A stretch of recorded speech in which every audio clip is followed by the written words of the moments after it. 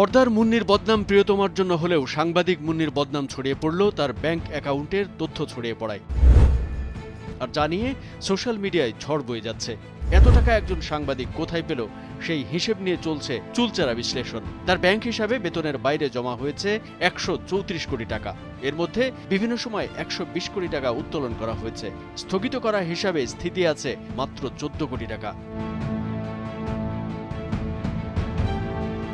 ছাত্র আন্দোলনের মুখে পতিত হাসিনা সরকার দেশ থেকে পালানোর পরপরই এসব আমানতের মধ্যে 120 কোটি টাকা উত্তোলন করা হয়েছে।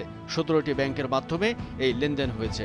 সবচেয়ে বেশি লেনদেন হয়েছে ওয়ান ব্যাংকের মাধ্যমে। মুন্নি সাহা, তার স্বামী কবির হোসেন তাপস এবং তাদের মালিকানাধীন এমএস প্রমোশনের হিসাবে এই তথ্য পেয়েছে বাংলাদেশ ফাইন্যান্সিয়াল ইন্টেলিজেন্স ইউনিট। এছাড়া গুলশান তেজগাঁও লিংক রোড এলাকায় শান্তিনিকেতনে 165 রোজা গ্রিনে তাদের একটি ডুপ্লেক্স বাড়ির সন্ধান মিলেছে। বিধি বহির্ভূত লেনদেনের অভিযোগে মুন্নি সাহার ব্যাংক অ্যাকাউন্ট ইতিমধ্যেই জব্দ করেছে বাংলাদেশের আর্থিক গোয়েন্দা ইউনিট। বাংলাদেশ ব্যাংকের অনুসন্ধানে উঠে এসেছে বেসরকারি ওয়ান ব্যাংকের কারওয়ান বাজার শাখায় মুন্নি সাহার স্বামী কবির হোসেনের মালিকানাধীন এমএস প্রমোশনের নামে 2017 সালের 2 মে একটি হিসেব খোলা হয়, যেখানে নমিনি হিসেবে নাম রয়েছে মুন্নি সাহার।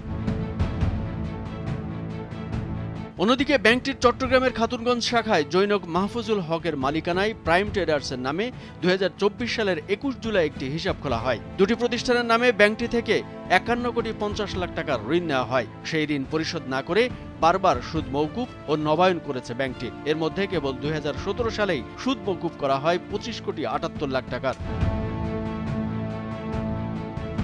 জানা যায়, ভোরের কাগজ দিয়ে মুন্নি সাহার সাংবাদিকতা শুরু। সেখান থেকেই তিনি যান 21 টেলিভিশনে। এরপর যোগ দেন এটিএন বাংলায়। মুন্নি সাহা বহুজাতীয় এবং আন্তর্জাতিক গুরুত্বপূর্ণ ঘটনাবলী টেলিভিশনের পর্দায় উপস্থাপন করেছেন। সেই সাথে তার বিভিন্ন উদ্দেশ্যমূলক প্রতিবেদন নিয়ে নানা সময় বিতর্কের মুখেও পড়েন মুন্নি। পলাতক হাসিনা সরকারের সুবিধাভোগী হিসেবেই পরিচিতি তার।